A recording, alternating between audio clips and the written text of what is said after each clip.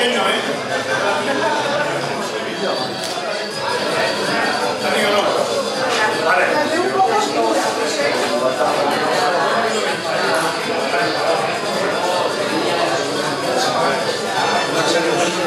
Así que os la lleve a...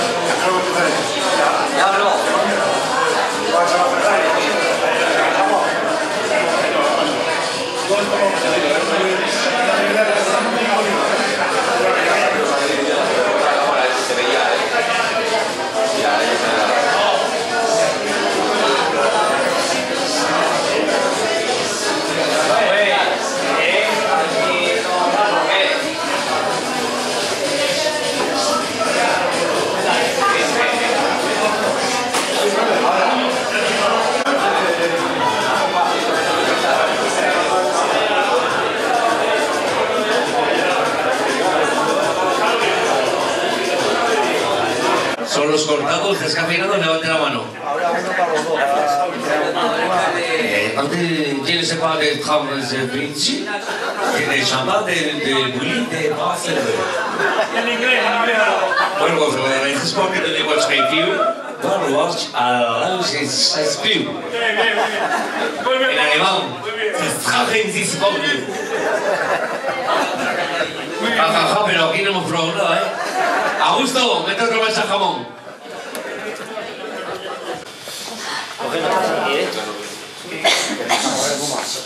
Jorge, ¿vas al visto bueno o no? Sí, ya vas a ver. Vamos.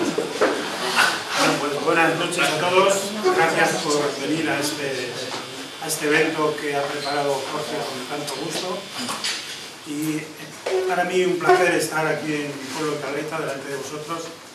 Yo que acostumbro en los últimos meses a hacer muchos kilómetros por todo este territorio que tenemos en España, desde Marbella, Galicia, Madrid, estaba antes de ayer, Jerez, Sevilla, todos estos sitios, hablando un poco del champán. ¿Quién me va a decir a mí, Ignacio, que iba a estar yo hablando del champán después de coger tantos tomates y tantos pepinillos para la vida? Bueno, así es la vida, ¿no? Como digo, es un placer para mí, os doy las gracias a todos por estar aquí. Y os decía que yo que estoy en bastantes eventos de estos, dando estas charlas o pequeños conocimientos de lo que he aprendido del champán, no os podéis hacer idea lo que representa para mí estar hoy aquí delante de todos vosotros, aunque cierto es, y me vais a disculpar, que conozco a pocos de vosotros. Algunos por la cara os saco, pero otros no, ¿no? Pero sí que es un placer venir aquí, imaginamos antes de ayer en Madrid, en el centro de Madrid, con un foro importante de gente que no conoces, tal y cual. Es totalmente distinto cuando estás en Sevilla o cuando estás en Marbella o en el sitio, es totalmente distinto que estar hoy aquí, pues que lógicamente estoy en mi casa, estoy en mi pueblo, etcétera, pero no por eso tienes menos responsabilidad, ¿no? Porque dices, bueno, voy a ser más criticado porque cuando estoy en Madrid y me voy, bueno, ya nadie me conoce, aquí me conoce todo el mundo. Y como lo haga mal o no os dé satisfacción en cómo lo hago, pues seguro cuando me veáis la próxima vez, ¿qué dice, no? Bueno, por tanto, vamos a entrar en materia y a mí lo que me gusta en estos casos es... Yo voy a ser bastante breve en esto porque si no nos podemos alargar mucho y yo soy una persona que hablo bastante, me puedo ir con cierta facilidad de un sitio para otro. Lo que sí que quiero deciros es que el debate se enriquece cuando hay intervención de las partes que están escuchando. Porque si solamente hablo yo, pues para eso es mucho más fácil. Pongo un vídeo donde yo lo grabo, voy hablando y ya está, ¿no? Es cierto que al principio yo voy a dar algunas pinceladas de lo que es el terreno del champán, cómo se elabora, cómo todo ese tipo de cosas, y luego sí que me gustaría un poco escuchar vuestras inquietudes y en la medida que sea posible, pues responderos a cada uno de vosotros, ¿no? Bueno, ¿por qué estoy yo en este mundo del champán? Pues es cierto que yo desde hace 4 o 5 años a mí siempre me ha gustado el champán, como me gusta el vino para beberlo, pero cierto es que no siempre tenía poder adquisitivo para poder comprar champán, ¿no?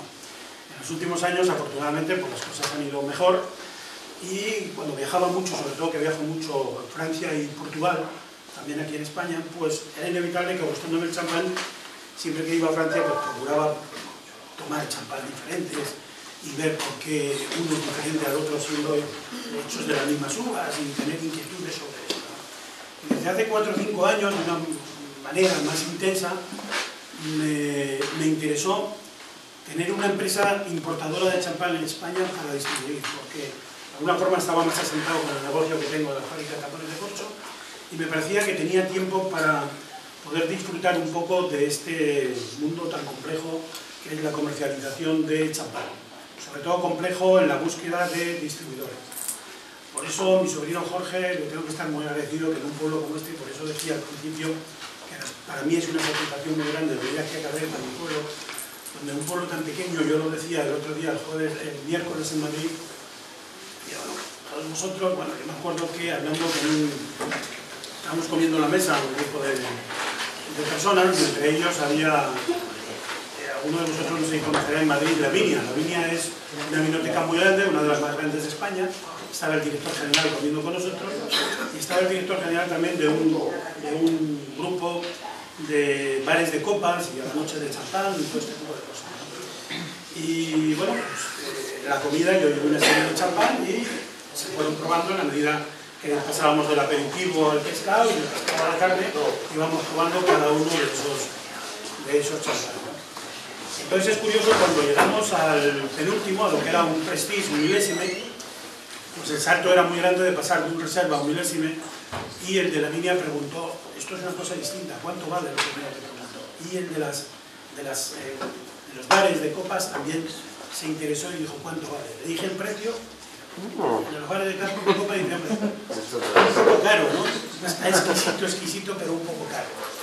Se me ocurre preguntarle, ¿a cómo vendes tú la botella? Y me lo dijo. Yo le había dado el precio bastante más alto que en Cabrera, porque por eso es Madrid. Le había dado un precio para aquel champán de 36 euros y él lo estaba cobrando a 180. Mejor por eso, los que tenemos una economía más modesta, por eso no lo había hecho.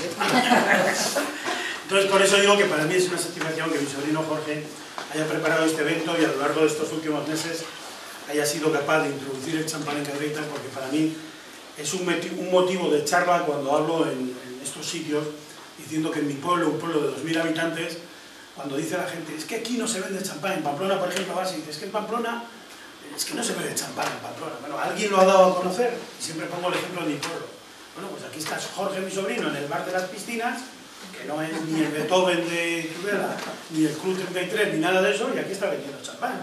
Y todos vosotros, pues seguramente que habéis comprado alguna botella, lo habéis probado, y si no, los que no han sido así lo vais a probar hoy, y vais a ver cómo y de qué forma se puede beber champán. Claro, no todos los días, pues tampoco todos los días se puede comer solomillo, ni se puede comer jamón jabugo, ni nada de esto, ¿no?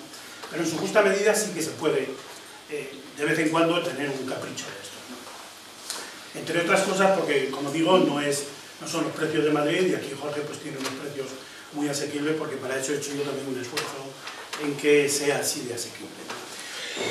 Bueno, pues comentar que el champán, ¿por qué se llama champán? Champán se llama nada más y nada menos que porque las uvas proceden de la región de Champán. La región de Champán es una región que está en el norte de Francia, al este de París, a unos 150 kilómetros de París. La extensión del terreno dedicado de uva, dedicado a producir champán, es aproximadamente 35.000 hectáreas. Para que os hagáis una idea, es el doble que tenía hace poco Navarra, tampoco es tan grande. Navarra ahora tiene menos extensión de viñedo, pero Navarra hasta hace poco tenía 17.000 hectáreas, ahora se ha arrancado mucha cepa, mucha uva, por tanto, imagino que estará en torno a 10 o 11.000 hectáreas, y la región de Champán tiene 35.000 hectáreas. De esas 35.000 hectáreas, hay solamente aproximadamente unas 6 o 8.000 que pertenecen a lo que es el terreno de Premier Cru. Así como en el vino existe la denominación de vino joven o vino roble, después vino crianza, vino reserva y gran reserva, en el champán existe la mayoría de ellos champán, y luego hay una zona muy determinada que componen el terreno de 25 pueblos, ahí los pueblos son muy pequeñitos, que componen lo que es Premier Cru o Gran Cru. Grand Cru ya son los champáns estos que vemos muchas veces en las tiendas, en los escaparates y todo esto, que valen 500, 600, 800 euros, que ahí es mucho más limitado. Eso es calderilla. Nosotros dentro de lo que es la casa esta tenemos un Premier Club, que es el Gran Reserva que tenemos. Por tanto, tenemos un Premier Club. Entonces el champán viene de la zona, de la región que... Algunos de vosotros acordaréis seguramente cómo aquí en este país nuestro, en España, hace no muchos años, el cava también se llamaba champán. Hasta que Francia se puso muy seria y dijo que no podía llamarse champán porque el champán viene por el terreno que es, ¿no? Y de ahí es donde surgió tener que llamarse cava, ¿no? Los catalanes, lógicamente, a mí también me hubiese fastidiado mucho porque vende mejor, ¿no? Es decir, que te vende un champán que un cava, pero bueno, ha sido así. Esa problemática está existiendo también ahora con el vino, con el Rioja. En Argentina hay una zona que se llama Rioja, donde de ahí era el presidente anterior en Argentina, el presidente Menem, era de Rioja, yo estuve allí una vez en su bodega, y bueno, pues tiene la Rioja de aquí, tiene sus problemas con aquello. Yo cuando conocí la Rioja dije, no sé de qué Rioja tiene problemas, aquello está ahí en el culo del mundo, una zona muy pequeña, muy pobre, y nunca les va a hacer competencia a los de la Rioja de aquí. Otro caso bien distinto era el tema del champán con el cava, ¿no? Entonces ya digo que la zona de Champagne está al este de París, a unos 150 kilómetros. La capital de toda la región de Champagne es la ciudad de Reims. Reims es una ciudad conocida porque tiene una catedral muy famosa donde todos los reyes, anteriormente todos los reyes de Francia, tomaban posesión del reino, se les ponía la corona en la catedral de Reims. Una catedral muy bonita y de ahí es donde es la capital de todo eso. Sin embargo, eso es la capital geográfica, pero sin embargo la capital donde se hacen los negocios en el mundo del champán dentro de la región es una ciudad muy bonita que se llama Epernay.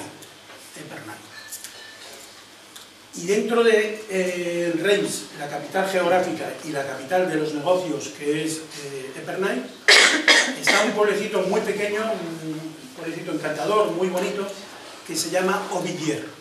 El champán que hoy presentamos aquí, J.M. Govillar et Fils, J.M. Govillar e Hijos, está en Auvilliers. En Auvilliers justo es donde se encuentra la abadía de Dom Perignon, que todos hemos oído hablar siempre de Dom Perignon. Las oficinas de la bodega esta nuestra están justo, aquí está la abadía de Dom Perignon, o aquí están las oficinas de la bodega, pasamos la carretera y ahí está lo que es la abadía. Y buena parte de las viñas están dentro del territorio de lo que es la abadía. Es por eso que en todas las etiquetas o en las botellas de alto standing aparecen siempre el escudo de armas de la abadía de Dom Perignon. Y también aparece siempre la esfinge de Dom Perignon en las botellas.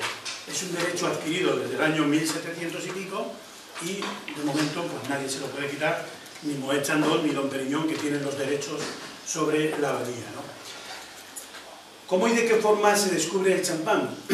Bueno, pues hay quien afirma, y cada vez se lee más de verdad, que el champán lo descubrió Dom Perignon en el siglo XVII. Dom Perignon es un monje que estaba allí en la abadía. A Dom Perignon le debemos muchas cosas. Le debemos, yo en este caso le debo los dos negocios que tengo, se los debo a Dom Perignon. Uno es el champán, que fue quien lo descubrió, y dicen que lo descubrió por casualidad, porque lo que intentaba Dom Perignon era quitar la burbuja del vino. Y sin darse cuenta lo que hizo fue mejorarla. Y de ahí es donde encontró lo que hoy conocemos como champán, ¿no? Los ingleses, que son conquistadores en el mundo y que nunca en la vida han hecho nada más que guerras, dicen que fueron ellos quienes inventaron el champán. Como sería con agua destilada, con agua evaporada del mar, otra cosa no sé dónde van a sacar viñas, ¿no? Pero la realidad es que es Dom Perignon quien lo descubrió, está enterrado allí en la abadía, y todo esto viene desde el año desde el siglo XVII.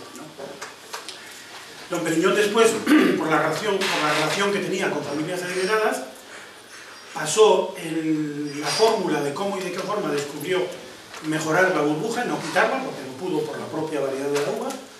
Pasó cómo y de qué forma había conseguido mejorar esa burbuja, que era desagradable en el vino, a hacerla bebible, y la pasó a familias adineradas, como era por ejemplo Ruinart, que todos conocemos los champán Ruinart, unos champán muy caros y tal. Y ahí es donde se fue extendiendo ya al siglo XVII, siglo XVIII, hasta el día de hoy, lo que conocemos como champán, ¿no?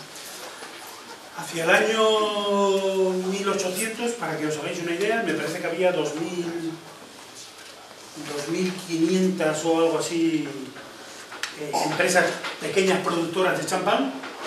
Hoy hay mucho menos, porque los grandes han absorbido a esos pequeños viticultores, y es cierto que sigue habiendo bastantes pequeños viticultores que siguen haciendo champán, 5.000, 10.000, 15.000 botellas, y que prácticamente se vende en la zona, ¿no? Comercializar, Moët Chandon es el monstruo, es el más grande de todos, tiene 7 bodegas más de champán, y por tanto Dom Perignon me parece que está ahora mismo en torno a 40, 50 millones de botellas, o 60 tal vez, no sé. Nosotros la producción de nuestra son entre, digo nuestra, de la casa que yo represento, son entre 1,5 millones y 1.700.000. Yo digo que, siempre lo digo y hay gente que lo reafirma, el otro día en Madrid lo reafirmaban algunos de los que estaban en la mesa, que nuestro champán es bastante mejor que Moët Chandon, y tiene motivos para serlo. Uno, ¿por qué? Porque está en el mismo territorio, otro porque no produce 50, 60 millones de botellas, y otro porque estas personas que tienen la propiedad de esta bodega, su negocio principal son viveristas de plantas de uva para el champán, con lo cual entienden que los mejores crones de los mejores plantones se los quedarán para ellos. Y luego si hacen una cosa elaborada, pues será mejor que mejor. El tema del champán, ¿por qué la gran diferencia entre el champán y el cava? Lo que muchas veces, cuando estamos en una celebración o algo, dicen, abre una botella de champán, ¿no? Y nos abren un cava, ¿no? Y nos abren un cava, nos abren un champán. Pero es cierto que a todos lo llamamos champán, ¿no? Tampoco pasa nada. Entonces, la gran diferencia, ¿cuál es la gran diferencia entre un champán y un cava? Es elemental. Cuando hay mucha gente que dice, no, esto es lo mismo, ¿no? Bueno, es como cuando la gente que dice, no, Mercedes es un coche como otro cualquiera, lo único que se distingue porque lleva una estrella. Para ser merecedor de llevar una estrella, los ingenieros han pasado unas pruebas que no las pasan en otras casas, ¿no? Con el champán y el cava ocurre igual, nunca pueden ser iguales, aunque el método de elaboración se llame en el cava método champanois, es decir, que utilizan el mismo método de prensado, de rendimiento, sobre todo, que se usan en el champán. ¿Por qué nunca va a ser igual? Por dos razones fundamentales. Una, porque el terreno no es lo mismo. El terreno donde se elaboran las uvas del champán es un terreno es un clima atlántico, y donde se elabora el cava es un clima mediterráneo. Donde se elabora el champán en los suelos son calcáreos, y aquí todo lo contrario, ¿no? El clima donde se elabora el champán tiene una climatología media, una temperatura media en torno a 12-14 grados de temperatura al año, la media. Y aquí, por el contrario, estamos en 20, 20 y algo, ¿no? La producción de uva tampoco tiene nada que ver. En champán, la producción de uva se puede variar de año en año, puede llegar de 9.000 kilos hectáreas a 12.000 kilos hectáreas, en función de que los técnicos de la denominación de origen conciban que la calidad de la uva es buena o es mala. A mayor calidad. A mayor calidad consienten más cantidad de rendimiento. Otra de las grandes diferencias entre el cava y el champán es que el champán se hace con 3 tipos de uva. Se hace con Chardonnay, Pinot Noir y Pinot Meunier, y el cava generalmente se hace con 2 y a veces con 3, pero que nada tiene que ver con ninguna de esas variedades, ¿no? Dejadme que me acuerde cuáles las variedades que se hace en cava, porque entre el vino y el cava tengo una confusión bastante grande.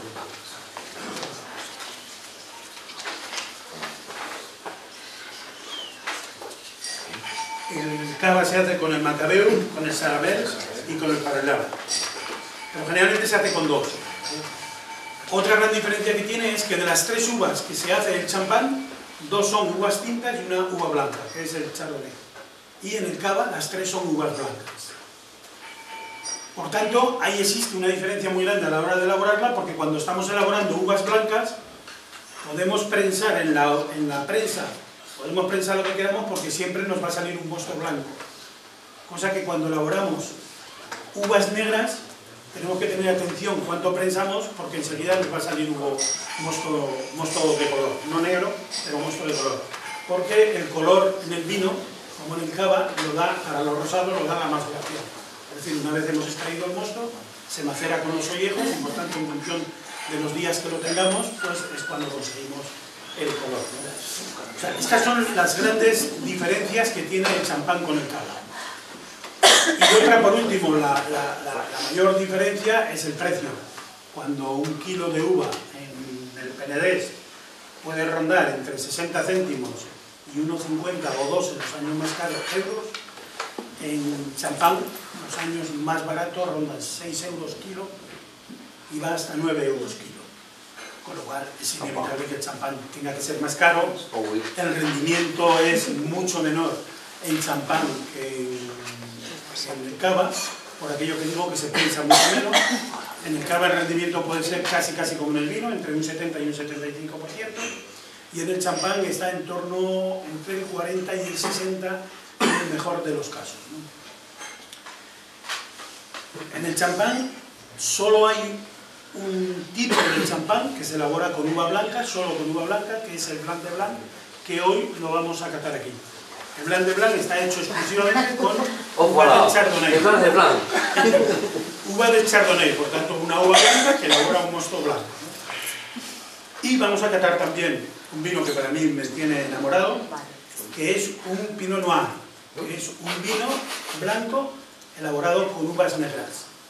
El Pinot Noir es una variedad de uva que se elabora también, se utiliza mucho para el vino. A mí me gusta mucho también el vino de Pinot Noir. Y es una uva un poco compleja de elaborar. ¿Por qué? Porque el clima donde se cultiva el Pinot Noir generalmente no se da en todos los terrenos, y allí donde se da, normalmente cuando llegan las noches la temperatura baja mucho, entonces hay muchos problemas de maduración con el Pinot Noir, ¿no? Luego es un vino que es muy difícil de elaborar porque tiene los pH los tiene muy disparados, por tanto hay que optimizarlos mucho. Y luego es un vino que tiene poco color, normalmente tiene poco color y a la gente parece que le gustan más los vinos con más color. Pero la bodega que elabora un buen vino Pinot Noir son una maravilla. Yo, por ejemplo, tengo un amigo en Alfaz del Pi. Alfaz del Pi, muchos de vosotros conoceréis, es un pueblo que está al lado de Benidorm. ¿Cómo puede haber en Benidorm una bodega, no? Pues ahí está la bodega de Enrique Mendoza, que elabora un Pinot Noir que es una maravilla. Una maravilla. Entonces hoy vamos a probar, como digo, un blanco, los dos son blancos, uno de hecho de uva blanca y otro hecho de uva negra. Normalmente el Blanc de Blanc es un vino, en Francia es curioso, alguno de vosotros seguramente será cazador. En Francia los cazadores, cuando van a cazar, solamente viven Blanc de Blanc. Es cierto que en Francia hay una cultura muy distinta a tomar champán como es aquí, lo mismo que ocurre en Cataluña. Muchos de vosotros habréis estado en Cataluña y a media tarde la gente toma una copa de cava, como aquí tomamos vino antes de comer, después de comer, y a la noche y a la noche, ¿no? Entonces, en Francia normalmente los cazadores toman el Blanc de Blanc. ¿Por qué? Porque es un vino de aperitivo, es un vino más suave, es un vino que no carga tanto la cabeza, es un vino más fácil de beber y es un vino muy digestivo, ¿no? Y luego hay un tipo de vino, un tipo de champán, pues para cada tipo de comida, ¿no? El Blanc de Blanc, por ejemplo, como digo, está considerado para un aperitivo, para un maridaje suave, tomarlo en cualquier hora. Después está lo que puede ser un tradition, que es lo que encontramos en los supermercados, el Moet Chandon que llaman imperial, el más básico, ¿no? Está elaborado con las 3 uvas. Después de ahí pasamos a un Gran Reserva, que es un Premier Cru, que es un vino ya para tomar con carne, con caza o con cualquier cosa de esa, ¿no? Después podemos pasar a un Prestige, que un Prestige es un milésime. Cuando hablamos de milésime, es un vino que está, así como el resto de los champáns, se pasa una cosa que se me olvidó decir. Un champán nunca sale. El otro día me preguntaban en Murcia, ¿este champán de qué año es? Además la persona que me lo dijo cometió un error garrafal, porque él era un sommelier. Un sommelier, todos sabéis que son las personas que están en los restaurantes para aconsejar un vino. Dicen que saben mucho de champán, de vino, de todo este tipo de cosas. El otro día estaba conmigo, estaba Juan Pedro, estaba Alberto y estaba con Jorge en Zaragoza, estuvimos en una cata, ¿no? Donde había sommelier, ¿no? Y era curioso cómo, con qué agitación movían la copa, y lo tengo presente la cara de aquel gordito, ¿no? Empezó que movía y al principio le salían los tostados, le salía el café, le salía no sé qué, no sé cuánto. A medida que iba bebiendo, iba moviendo la copa, le venían, ¿te acuerdas que decía? Ya me viene ya la repostería, decía, me viene ya le olía aquello a croissants, a pasteles, a no sé cuánto. Yo la verdad, a mí los vinos y los champáns y los cavas, solo sé que me gustan o no me gustan, ni nada más. A mí me pueden gustar y a ti no te pueden gustar, ni nada, ¿no? Pero todas esas cosas de ya me viene la repostería, ya me sabe a plata, me sabe a ciruela, me sabe a cereza, me sabe a tal, pues, a cuántas cosas sabe una cosa de esta, ¿no? Entonces, como digo, nosotros no vamos a hacer. Si esperáis que yo voy a decir alguna cosa de esas, no. Solamente os vamos a poner una copa para catar, como se cata, que te veo a ti ya por dónde viene. A 5 con la 8. Se cata, solamente se cata un poco. Cata. Cata tumba. El champán. Y entonces, la reserva decía, pues es para comer con caza, con... La caza que cace que es. Con carne, con pescado, con cualquier cosa de esas. Y el milésime, en este caso tenemos 2007 en vigor ahora. Como os decía antes, se me iba, no quería que se me escape. Me preguntaba este sommelier de Murcia, ¿este champán es de este año, del 2013 o es del 2012? Y yo, bueno, todos sabemos que aquí en la Ribera tenemos un temperamento caliente, ¿no? Me moderé, en esta ocasión me moderé, porque había otras muchas personas que me interesaban en eso. Pero sí que de alguna forma dije, hombre, me sorprende tu pregunta, porque el 2013 tan solo hace un mes y medio que se ha vendimiento. O sea, todavía no he hecho ni la maceración carbónica, ni ninguna de estas cosas. No sé cómo siendo un sommelier puedes preguntar eso, se quedó con cara de sorpresa. Y dije, bueno, te voy a dar un dato por si no sabes. Un champán nunca puede estar en el mercado antes de 2 años, o al menos antes de 18 meses de ser cogida la uva. ¿Por qué? Porque el champán, cuando se prensa, como decías antes, puede llegar hasta un 50-55 no más de rendimiento. Después pasa a los depósitos, donde hace la manoláctica y tal, y luego pasa a botella. En botella está tapada, cuando se pone en la botella, se ponen unas levaduras, se le incrustan unas levaduras para que ayuden a transformar el azúcar del vino en alcohol. Por eso, en principio, en el vino ocurre igual. Cuando prensamos un vino, no tenemos vino. En el champán lo mismo, cuando prensamos una hoja de champán, no tenemos champán, tenemos mosto. Ese mosto se le añade unas levaduras, se convierte, hace la manoláctica y convierte el azúcar en vino, en alcohol. Y en función del alcohol que tenga, pues tendrá 12,5, tendrá 14, en función del azúcar que tenga, no del alcohol, en función del azúcar que tenga el mosto, ¿no? Entonces en el champán, una vez que ya tenemos prensado, se le añade levaduras a la botella y la botella se tapa con una chapa, como puede ser la de la Coca-Cola o la del Cas o alguna cosa de esta. No se le pone el tapón de corcho.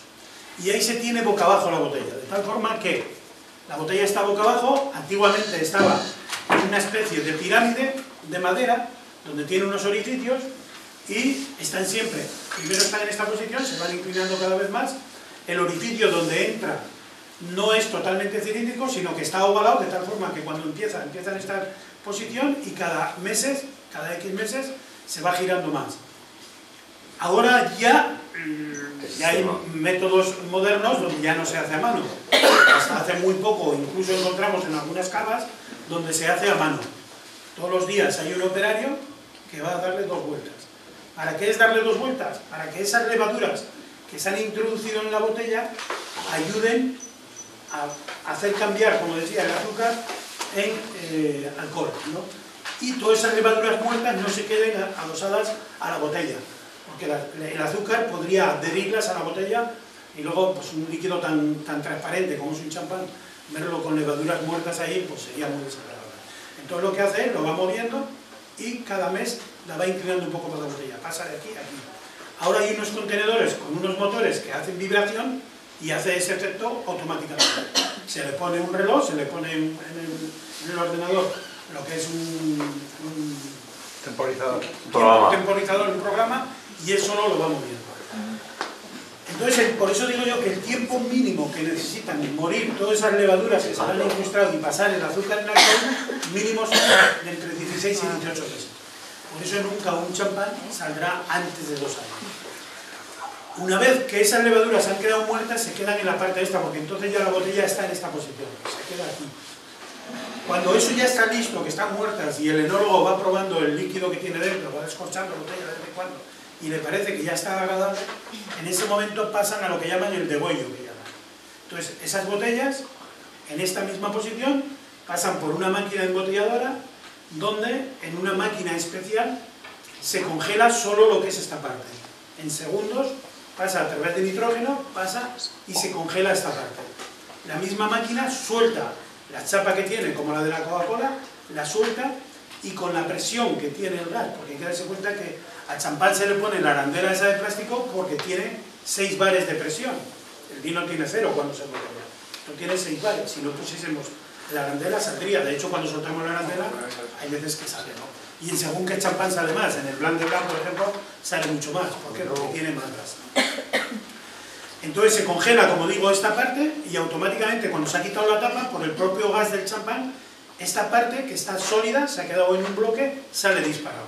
Esto hay que hacerlo con una protección, porque si no, a alguien le podría hacer daño, ¿no? Y en ese momento la botella se pone de pie y se le añade lo que se llama en el argot de las bodegas un líquido de expedición. Se le llama el líquido de expedición. ¿Qué es ese líquido de expedición? Ese líquido de expedición es una composición de azúcar. Pueden ser 4 gramos, 6 gramos, 7 gramos, por eso es por lo que tenemos vinos o champán secos, semisecos o dulces. Es en función de los grados de azúcar que se le añade. Normalmente todos los champáns del mundo tienen azúcares. Pueden tener 3 grados, pueden tener 4 grados, pueden tener 7 grados, pero todos tienen un líquido de expedición que se llama, ¿no? Una vez que se le ha introducido ese líquido de expedición, automáticamente se le pone el tapón de corcho, que he tenido un fallo teniendo la fábrica de tapón, no os he traído un tapón de corcho antes de embotellar para que vieseis cómo son. Los tapones de corcho del champán o del cava no tienen la forma de champiñón antes de embotellar. Es una forma cilíndrica, totalmente cilíndrica. ¿Por qué se le queda esa forma? Se le queda esa forma por 2 razones. La primera es porque solamente se introduce un tapón de champán que tiene 30 milímetros y medio de largo. Tiene 48 de grueso y 30 y medio, no, estoy mintiendo, tiene 48 de largo y 30 y medio de grueso. El interior de una botella tiene 18 milímetros. Entonces, cuando se va a embotellar, solamente se presiona para que entre dentro de la botella la mitad del tapón de corcho. Entonces, esa mitad del tapón de corcho pasa de 30 milímetros de diámetro a 16 para luego expandir dentro de la botella a 18. Y el resto, la parte que queda de fuera, queda con 30. Pues se le pone el esto, lo que facilita después agarrarlo y sacarlo. ¿Por qué expande después? Porque si os fijáis, todos los tapones de champán o de cava tienen 1 o 2 arandelas de corcho natural. Normalmente el corcho de champán es o de aglomerado. Normalmente ahora empieza a ser todo de un microgranulado, que se llama. Hasta ahora es un aglomerado. El tapón de corcho, ahora os diré algo sobre el corcho. El tapón de corcho es como el cerdo, se aprovecha absolutamente todo con el corcho. Entonces lo que no sirve para tapón de vino se muele, se pica y de ahí salen distintas granulometrías. Una de ellas se utiliza para hacer tapón de champán. Otra se utiliza, todas las chicas que estáis aquí, en verano lleváis corchos en vuestro pie. Todas. La cuña de las zapatillas que lleváis, la mayoría de ellas de corcho. Las mujeres sois unas grandes consumidoras de corchos. Entonces, ¿por qué expande? ¿Por qué expande? Porque la parte que entra a entrar en contacto con el vino tiene 1 o 2 arandelas de corcho natural. Y el corcho natural, cuando sale, lo que hace es expandir. Y como el aglomerado no expande porque es más denso, es por eso que se queda esa forma de champiñón. Pero no es que cuando se meta tenga la forma de champiñón. No, en absoluto. A mí lo que me han dicho es que si el champán lleva mucho tiempo o está pasado, se nota al abrirlo en el corcho, que no se expande. Delgadito. Sí. No, esto es verdad a medias. Esto es verdad o medias. Yo diría que en parte es verdad. Y claro, tú no vas a saber distinguir si es verdad o es mentira. Yo sí voy a saber distinguirlo. ¿Por qué? Porque va a depender mucho de la calidad del corcho.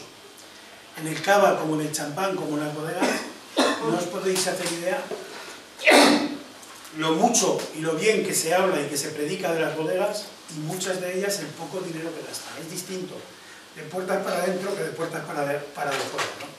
Los que estamos en este mundo y sabemos, conocemos a las bodegas porque vamos a visitarlas constantemente, este verano pasado fue curioso porque yo tengo trabajando conmigo un matrimonio, uno está en producción y la chica está en administración, les gusta mucho visitar bodegas, y este verano se fueron por Ribera de Duero a visitar algunas bodegas. Pues estoy visitando algunas bodegas, la verdad que es muy bonito ver bodegas tanto en Rioja como en Ribera de Duero, son bodegas espectaculares algunas de ellas, muy bonitas y tal. Y este matrimonio, estos chicos son jóvenes, se apuntaron a alguna excursión de visitar bodegas, ¿no? Pagas en algunas 6 euros, en otras 10, en otras 15, te dan un vino, te dan algún jamón, o no te dan más que un vino, o te llevan la copa, lo que sea, ¿no? Cosas de esas, ¿no? Y siempre pagas, siempre. Y entonces me decían cuando volvieron de vacaciones, es curioso, la bodega tal, vais a permitir que no diga el nombre, hay falta ser cabrones, que le mandamos nosotros los tapones. Que sabemos lo que gastan. Que sabemos lo que gastan. Bueno, pues en la excursión que hacen dentro de la bodega decían, bueno, pues nosotros con el tema de los tapones somos muy exigentes porque vamos a ver los bosques, de dónde salen los corchos, porque luego les sacamos las fábricas y no compramos cualquier cosa, porque esto porque no se la lengua de nadie. Vamos a ver si sabemos lo que gastan. Pero ¿qué vamos a decir? Y no ha dicho nada, Ana. Me pareció muy fuerte decir eso, es que se lo merecía. Porque una cosa es que diga eso. Yo me acuerdo, estaba una vez en una bodega yo en Ribera de Duero, y alguien de los que estaba haciendo la visita, lógicamente el que hace la visita es una persona de marketing, que lo ponen a eso y que no conoce a ningún proveedor ni nada de nada, ¿no? Y estaba empezando a decir algunas cosas así. Yo desde luego no tengo pelos en la lengua, y la suerte que tenemos, Pablo, lo que tenemos algunos años y el pelo blanco, es que ya empezamos a tener edad para decir ciertas cosas, aunque no estén bien, pero ya empezamos a tener edad, ¿no? Esto me lo enseñó una vez un amigo mío de París, un arquitecto, que me decía lo contrario, me decía que él estaba preocupado porque tenía ya una edad para no equivocarse. Y hombre, tú que haces las cosas bien, ¿qué preocupación tienes? Que cuando se tiene cierta edad, José, no te puedes equivocar, porque no tienes edad para corregirlo. Y por lo contrario me enseñó a decir, cuando tienes edad sí que tienes cierto privilegio de decir ciertas cosas, porque ya nada te va a cambiar, ¿no? Entonces fue casualidad que cuando yo justo iba a empezar a hablar, pasó por ahí el enólogo y, hombre José, ¿cómo estás? Bien, ¿me puedes acompañar? Que te voy a enseñar no sé qué y tal.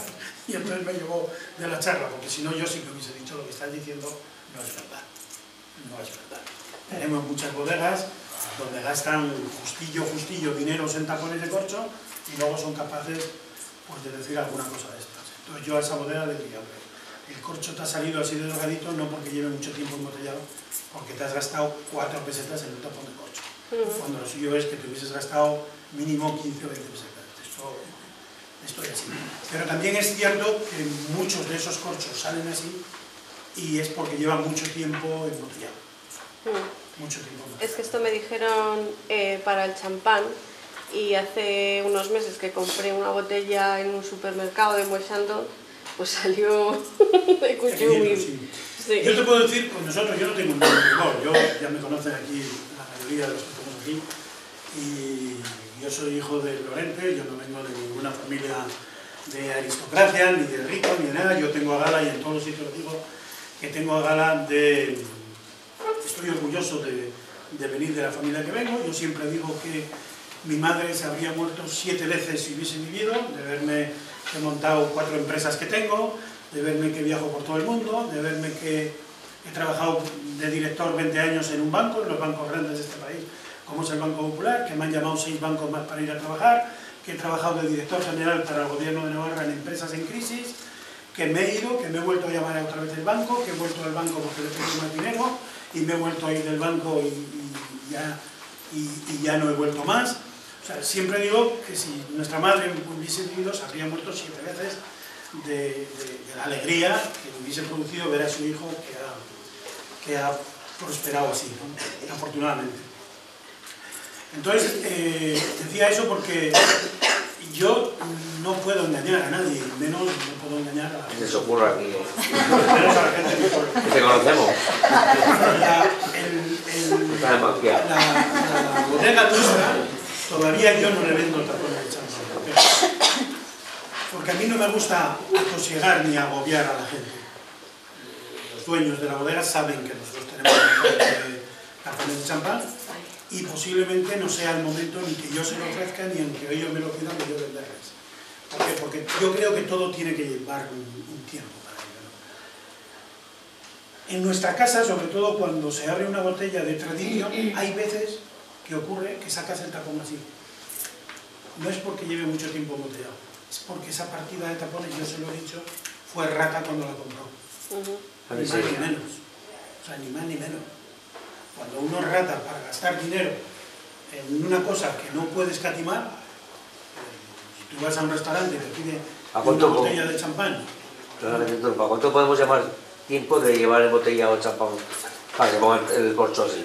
Cuando un tapón realmente sale así, si un tapón es bueno o normal para esa botella y un tapón sale así, normalmente lleva más de 5 años embotellado.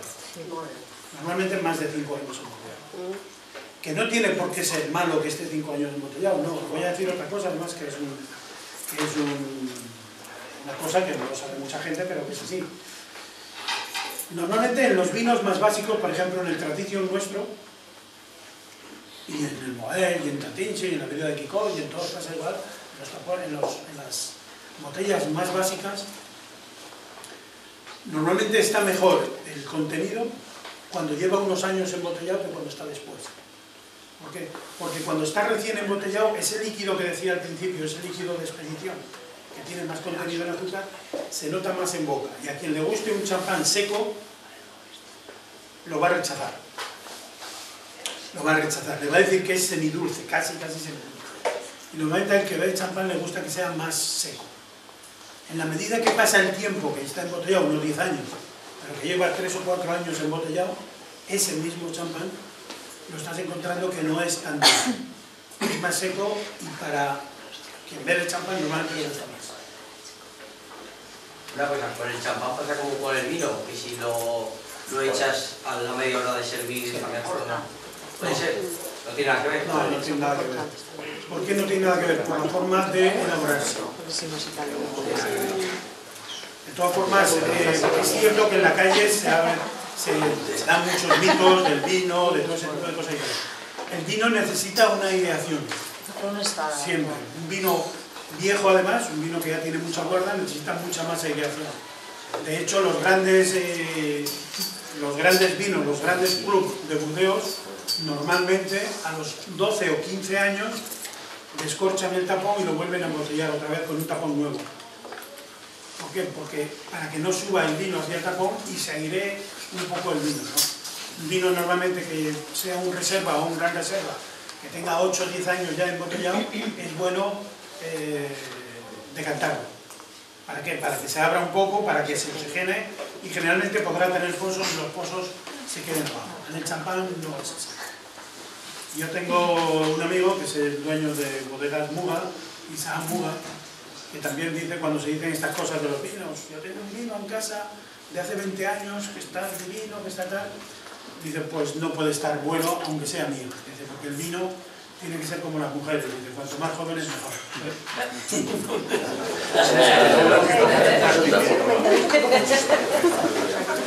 Una pregunta. Sí. Con los hombres Cuando has dicho que le echan levadura a la botella, ¿no es como en el vino que la levadura viene en el grano de uva? O sea, en el vino, la levadura que se va a usar para fermentar el azúcar, normalmente está en el mismo grano de uva. En el champán no tiene esa levadura. En el vino se le añaden levaduras. Para que haga la fermentación la manoláctica, se le añaden levaduras vínicas. Al vino y al champán se puede fusilar. Entonces, ¿no tiene suficiente levadura en el grano para...? A todos los vinos del mundo, se le añaden levaduras para que haga la manoláctica. Para que fermente, a todos. Y cuando no fermenta por sí solo con la levadura, lo que se le hace es poner calor. Se calienta la nave o se le ponen unos plásticos con calor alrededor de unas mantas que ponía mi padre, ¿no? siempre, siempre, siempre a todos los vinos. Al ser fermentados y todo, se le añaden levaduras, siempre. Y cada vez más las levaduras que se le añaden suelen ser propias. Hay ya muchas bodegas que se hacen su propia levadura. Son caras, levaduras son caras. Pero en los viejos tiempos, no sé, cuando mi padre hacía el vino para casa, yo no recuerdo que pusiera levadura. Puedo decir que Ya por la raspa que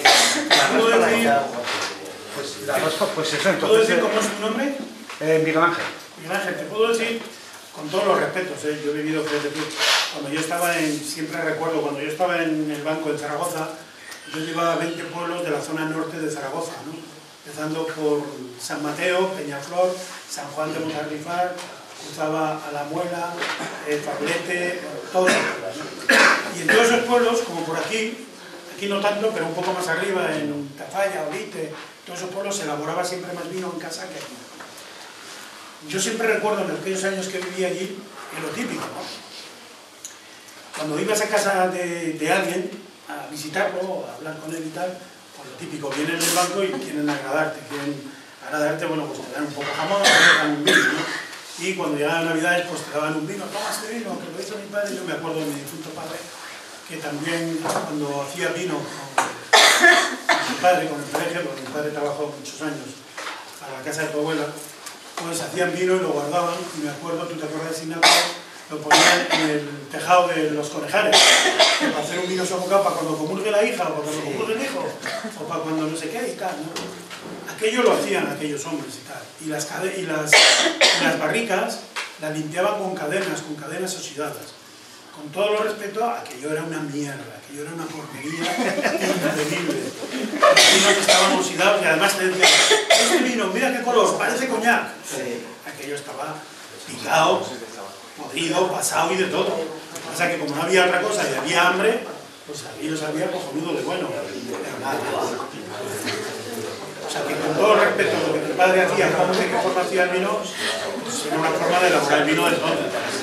Hacían como todos aquí en el pueblo, y donde José Ramón, pues más o menos. Le añadían el hueso del jamón, y le añadían... Eso decían algunos, pero eso yo creo que es leyenda. Yo llegué a San Asensio es un pueblo que está al lado de algo. El vino lo clarificaban con yeso. El yeso es uno de los mejores productos que hay para clarificar el vino. El yeso y la clara de huevo. Pero la clara de huevo está permitido, el yeso está prohibido. Pero yo he visto clarificar vino con yeso. A un depósito le echabas un saco de yeso y veías cómo de qué forma la materia colorante caía abajo. Se clarificaba el vino. Todos hemos bebido vinos clarificados con yeso. Una marranada tremenda. A pesar de que está prohibido, yo conozco alguna bodega con la que no beberé vino que siguen clarificando con yeso.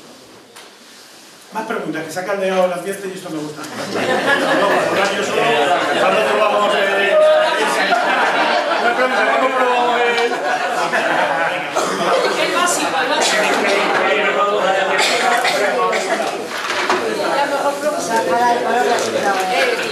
Cuida que aquí sale la... A ver, vamos por la... Cuando abráis una botella de champán, siempre cuando abráis una botella de champán, procurar poner la mano, porque más de uno he visto yo tener un disgusto que sale el champán. Otra de las cosas es siempre, normalmente siempre hacemos que el champán haga ruido. Normalmente cuando se abre el champán no tiene que hacer nada. Como mucho tiene que hacer plato y nada más. Y eso acostumbramos aquí, como que vean, ¿no? Es un coche. No lo que compraste en el Eroski o en el Mercadona. Este es el que has dicho. No digáis marcas. Pero era en... Pero en el mundo es el que más me gusta a mí. Yo digo que el coche está en ese fenómeno. Yo que lo sacaste así. Sí, una vintana. Y voilà. Que le echen mucho. Al Pablo no le echen mucho, ¿eh? Va a sacar el corcho, va a sacar el corcho. Saca la preguntadora del corcho. Pablo, ¿qué tiene nivel? Este corcho sí que está... Eso es la primera. Mía. No voy cantando, ¿vale? No pasa nada. Vamos del disco bueno, ¿no? Mira. Ay, mira, ya lo voy a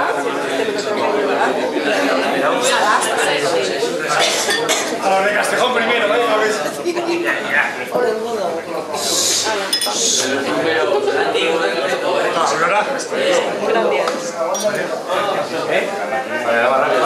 Si no lo pasamos, lo que pasa es que vamos a pasarlo, ¿no? Vamos a pasarlo por aquí. Estoy viendo.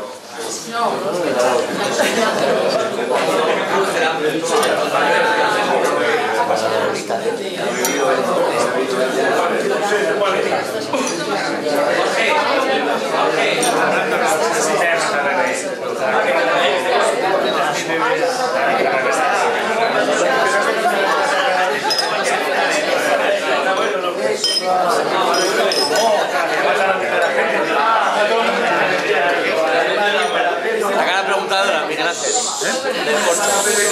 Anda, que no pasa nada. Hablo que hay poquito. Este que estamos tomando ahora es Blanc de Blanc. Es el vino que os decía antes de aperitivo. Está hecho de Chardonnay.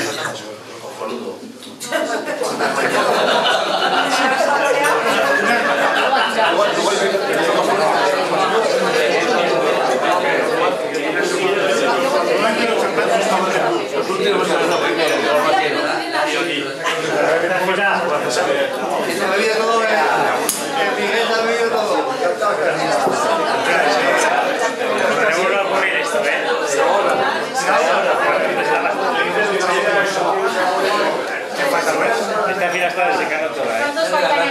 Tres. ¿Y por la previa?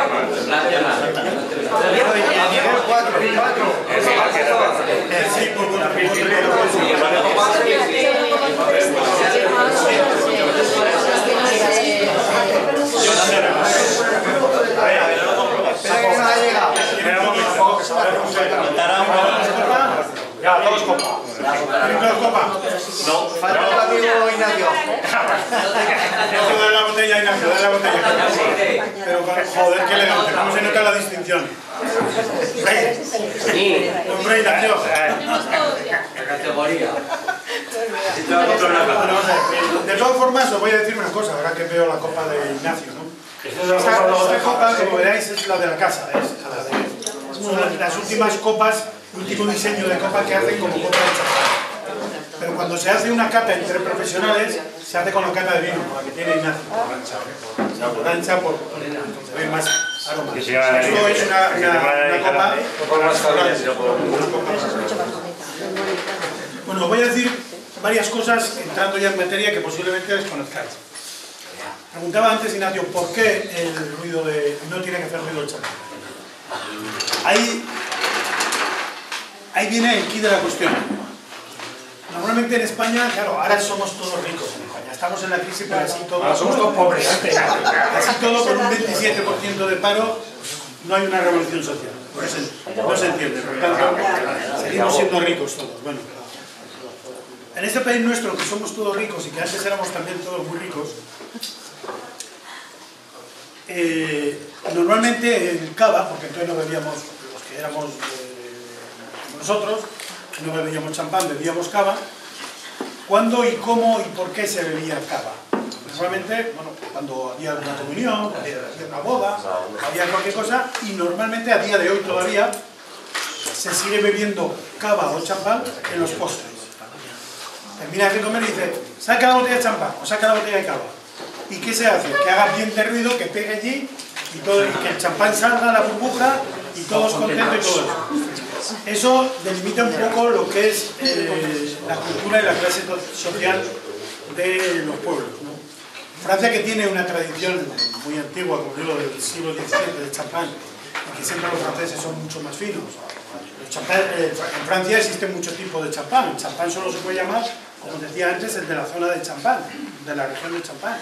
Pero aquí en el sur, la zona subiendo de Huesca para arriba, ahí está la zona de Limoux, que tiene un cremat, que nada tiene que ver con el champán. Es un espumante, un espumoso que llaman ellos, que es más dulce, que tiene una burbuja mucho más gorda y que vale la botella 4, 5 o 6 euros, pero que no es champán.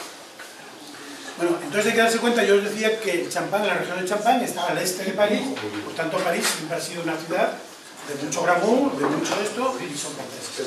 Y por tanto lo que tratan es de no hacer barullo. Y en Francia, a diferencia que en España, que se toma el cava cuando hemos comido ya el ternasco y cuando hemos comido todo, y en las tartas, y en las tartas cuando se saca el champán o el cava, en Francia no, se toma el champán desde que se sienta uno en la mesa. Y por tanto, si estás en una mesa, lo que no se trata es ni de que haya ruido, ni que se haga burbuja, ni que se haga nada.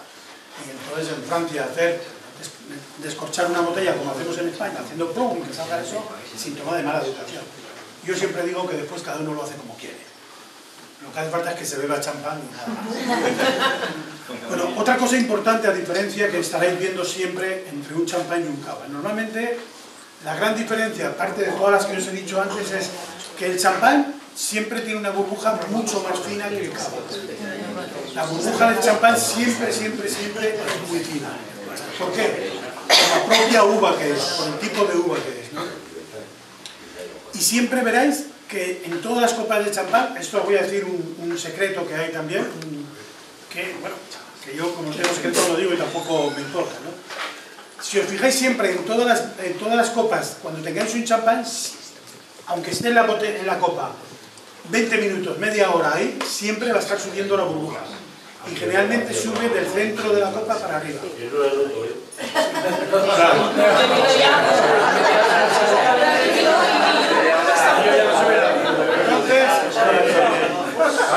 Entonces siempre sube, ¿no?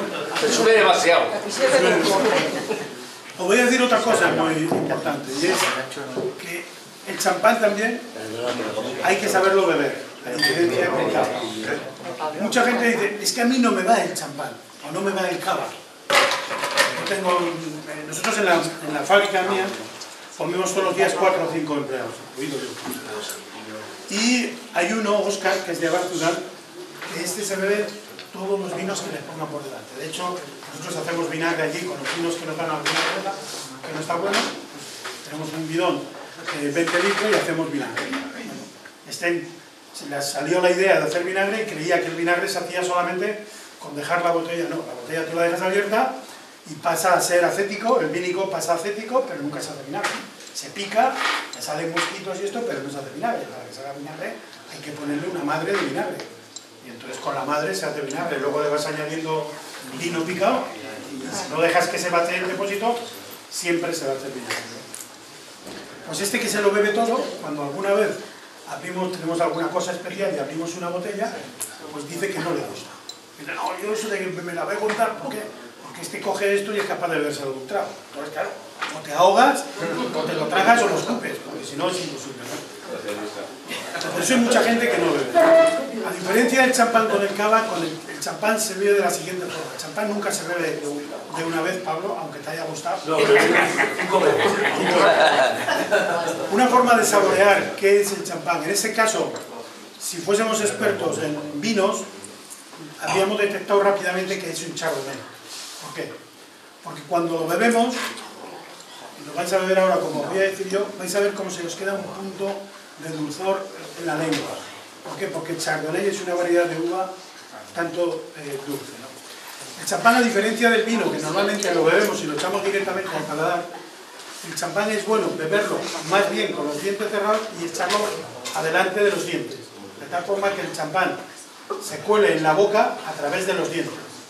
Y esa es la forma que bebamos de poco en poco, que disfrutemos del champán y que tengamos lo que se llama un trago largo, disfrutando en boca lo que estamos bebiendo. Hacer la prueba y veréis cómo sale de distinta forma, que no tenga problemas.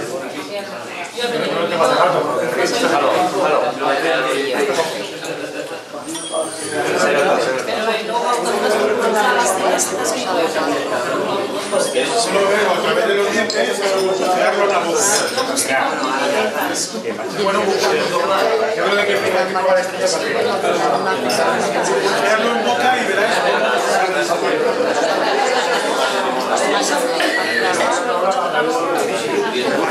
sigue escuchando. Ignacio, ¿no te gusta? No, estamos hablando que no es de los... que no es de los mejores de ensayo. Es un vino de aperitivo. Sí, no es el mismo país que me gusta más. Es un vino de aperitivo.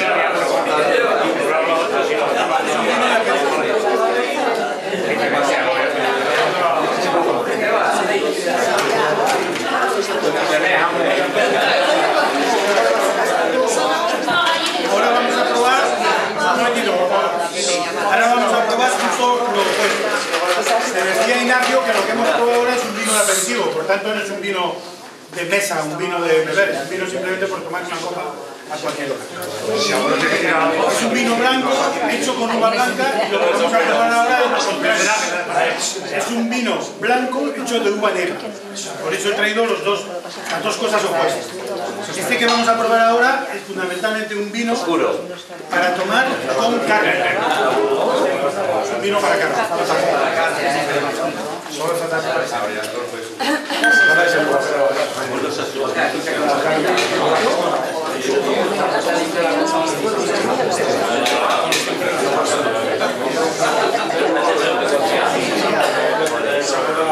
¿Dónde os hace una cero?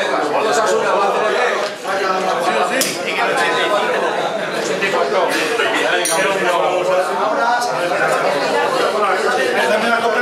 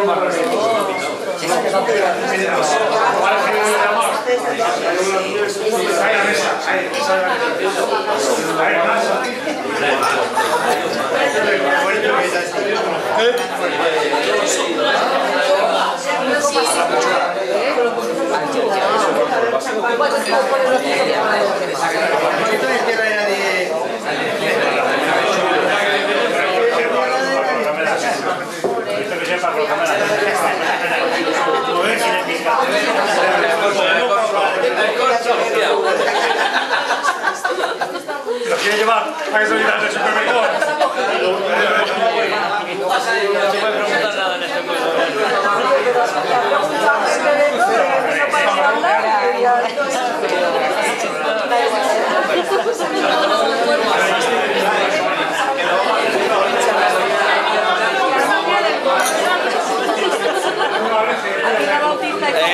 ¡Qué silla!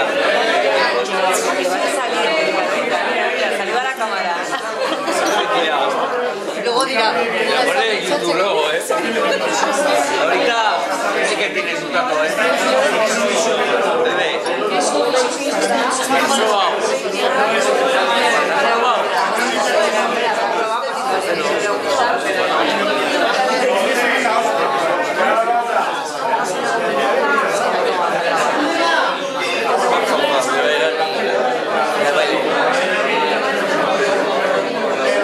Feliz año.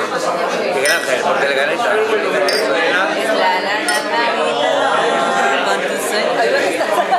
Gracias a Construcciones Andrés Ross, mi vida ha cambiado. Gracias, Miguel Ángel.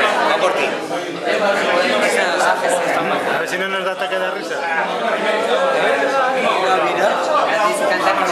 A ver si no nos da ataque de risa. Acuérdate de llamarla, lo que pasó. Lo que estamos bebiendo ahora veréis que es una cosa totalmente distinta. Lo otro es un vino de aperitivo, de tomar para que no te suba la cabeza ni para que tomes cualquier cosa para los cebadores, y esto es un vino más hecho. Es un vino de Pinot Noir, lo otro es Chardonnay y esto es Pinot Noir. Los dos, como veis, tienen burbuja, los dos son champán, pero son de dos uvas distintas por completo. Este es un vino más formado, es un vino especialmente para carne, aunque se puede tomar con pescado, y es un vino para caza, para más combinado en una mesa. Es lo que se llama un champán de mesa. El otro se llama un champán de aperitivo y este se llama un champán de mesa. Evidentemente el color está un poquito más subido porque se lo echan. Porque es un vino que ha pasado por barrica. Alberto, tú como profesional de la hostelería, ¿qué te parece? ¿Bueno? La pilla con la cocaína. Se lo ha echado un poquito porque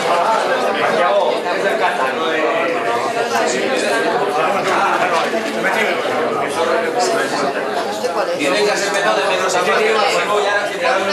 tiene que ser.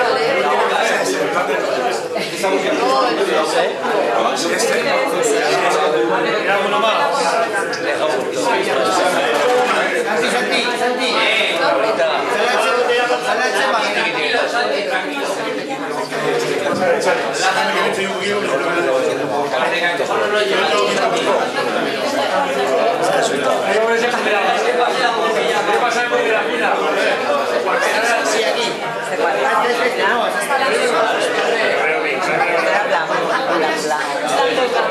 Plan de plan de la película. Este es el de vinos más. Este es más ya me gusta más. A mujeres mejor. Pero hay que tener una cosa muy rara aquí. Que es la mujer que es el hombre. No, me gusta más, de verdad. Me gusta más este, ya Mira, nos gusta más el Pinot Noir y los hombres pobres. Es lo que vamos. Que me haya callado en eso. vayamos la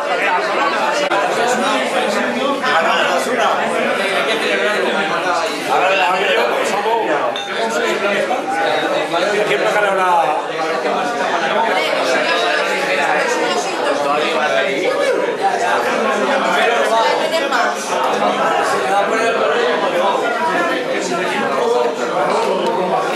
¿Qué día lo vas a echar a la televisión?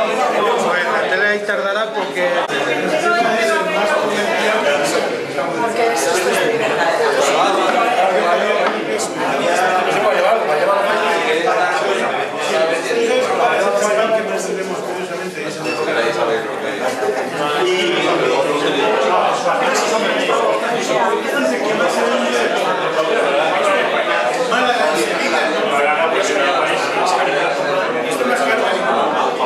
Todos los rosados son siempre personas más caros. Esa está en la línea de la presencia, la hostia de la hostia. Eso le probé, tengo que ser una botella. Lo he probado.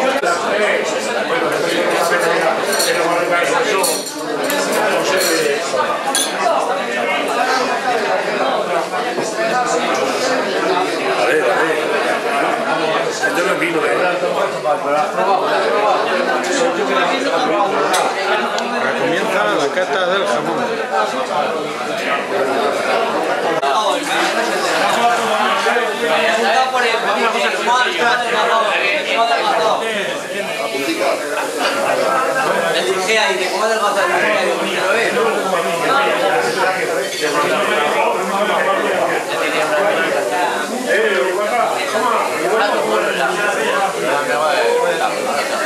El hermano.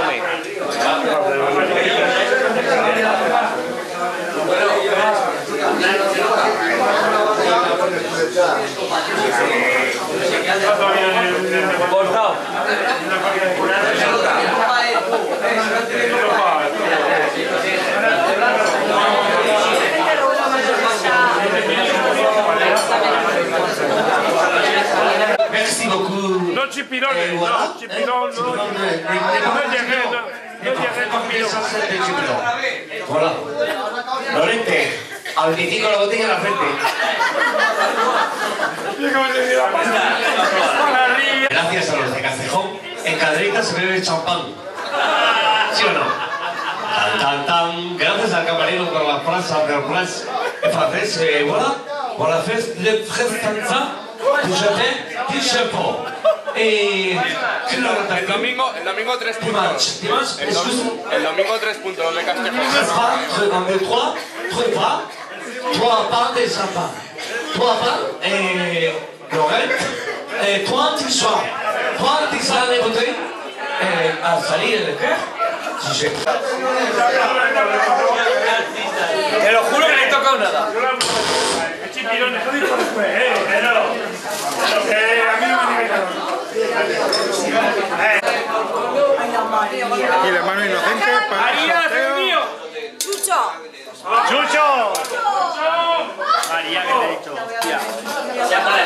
se lleva una botellota de champán. Muchas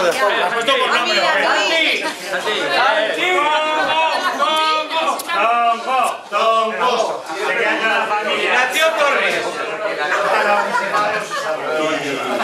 ¿Por qué? Si no nos hemos enterado que la sorteado. ¡Ey, no vale, no vale! ¡Que sortee otra! ¡Que sortee otra! Ignacio Torres. A ver qué me ha tocado.